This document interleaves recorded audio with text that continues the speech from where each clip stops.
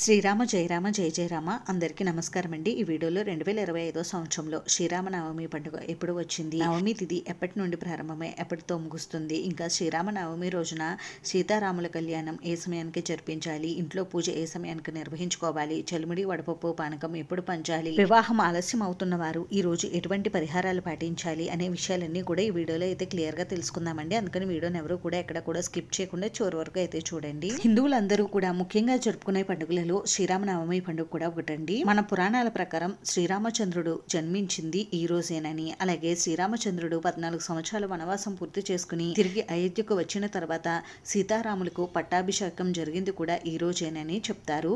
అలాగే కొన్ని పురాణాల ప్రకారం సీతారాములకు కళ్యాణం జరిగింది కూడా ఈ రోజే అని చెప్తారండి. ఇంతటి విశేషత అయితే ఉందండి ఈ శ్రీరామనవమికి. శ్రీరామచంద్రుడు చైత్రశుద్ధ నవమి తిథి కర్కాటక లగ్నం సరిగ్గా అభిజిత్ ముహూర్తంలో అంటే మధ్యాహ్నం 12 గంటల సమయంలో త్రేతాయుగంలో జన్మించాడని మనకు పురాణాలు అయితే చెప్తున్నాయి. ఇంత విశేషమైన రోజు కాబట్టి ఈ రోజున శ్రీరామచంద్రుడిని తప్పకుండా పూజించాలి. ఈ రోజున ముఖ్యంగా చాలా వైష్ణవ దేవాలయాల్లో అలాగే శ్రీ సీతారాముల స్వామి వారి దేవాలయాల్లో ముఖ్యంగా స్వామి అమ్మవార్లకు మధ్యాహ్నం 12 గంటల సమయంలో వివాహం అయితే జరిపిస్తూ ఉంటారు. ముఖ్యంగా భద్రాచలంలో శ్రీరామచంద్రుని కళ్యాణం అంగరంగ వైభవంగా అయితే జరుగుతుంది. మనం ఈ కళ్యాణాన్ని టీవీల్లో కానీ ఫోనుల్లో కానీ లైవ్ లో అయితే చూడవచ్చు. లేదు అంటే మనకి దగ్గరలో ఉన్నటువంటి శ్రీరామచంద్రుని దేవాలయానికి వెళ్లి స్వామి అమ్మవార్ల కళ్యాణాన్ని వీక్షించవచ్చు. చాలా మంచిదండి స్వామి అమ్మవార్ల కళ్యాణం చూడటం. అయితే ఇన్ని విశేషాలతో కూడుకుని ఉన్న ఈ శ్రీరామనవమి పండుగ ఈ 2025 సంవత్సరంలో ఎప్పుడు వచ్చింది అని అంటే స్వస్తి శ్రీ చంద్రమాన శ్రీ విశ్వావసు నామ సంవత్సరం ఉత్తరాయణం చైత్రమాసం వసంత ఋతువు శుక్లపక్షం నవమి తేదీ ప్రారంభం 2025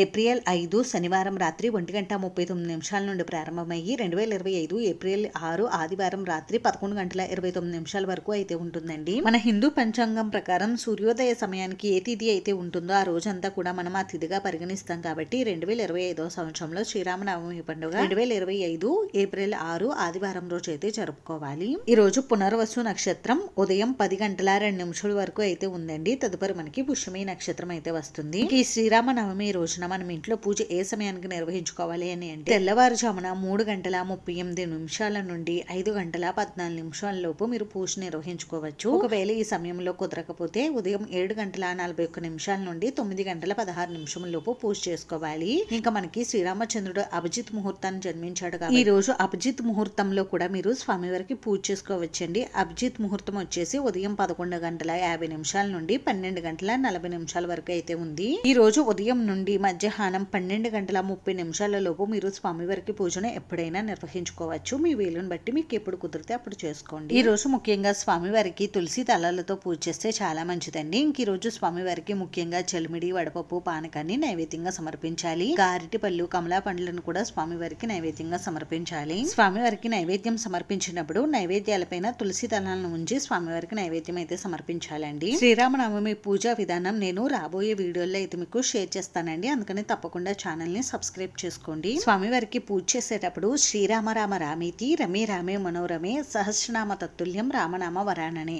అనే ఈ మంత్రాన్ని పఠించడం వలన విష్ణు సహస్రనామం చేసినంత ఫలితం అయితే దక్కుతుందండి. ఈ రోజు మీకు వీలున్నన్ని సార్లు ఈ నామస్మరణ చేసుకుంటూ ఉండండి. లేదు అంటే శ్రీరామ శ్రీరామ అనుకుంటూ అయినా మీరు ఉండవచ్చు. ఇంకా ఈ శ్రీరామ నవమి రోజున మధ్యాహ్నం 12 గంటల సమయంలో వైష్ణవ దేవాలయాలన్నింటిలోని శ్రీ సీతారాముల కళ్యాణం అయితే జరుగుతూ ఉంటుంది. ప్రతి ఒక్కరూ కూడా శ్రీ సీతారాముల కళ్యాణాన్ని అయితే వీక్షించాలి. సీతారాముల కళ్యాణాన్ని వీక్షించడం వల్ల చాలా మంచి ఫలితాలు అయితే కలుగుతాయండి. ఎవరైనా కుజదోషంతో కానీ వివాహం ఆలస్యం అవుతూ బాధపడుతున్న వారు శ్రీ సీతారాముల కళ్యాణం జరిపించినా చూసినా లేక కళ్యాణానికి ఉపయోగించినటువంటి అక్షింతలను శిరస్సును ధరించడం వలన శీఘ్రంగా కళ్యాణ ప్రాప్తి కలుగుతుందని ఒక నమ్మకం అయితే ఉంది. ఎవరైనా పెద్దవారి చేత అక్షింతలను శిరస్సున ఆశీర్వాద పూర్వకంగా వేయించుకోవాలి. ఈ విధంగా చేసుకుంటే మనకి సంవత్సరం లోపు వివాహం జరుగుతుందని ఒక నమ్మకం అయితే ఉందండి. అంతేనండి, చూసారు కదా. ఈ వీడియో మీకు నచ్చితే ప్లీజ్ లైక్ చేసి షేర్ చేసి సబ్స్క్రైబ్ చేసుకోండి. Thanks for watching.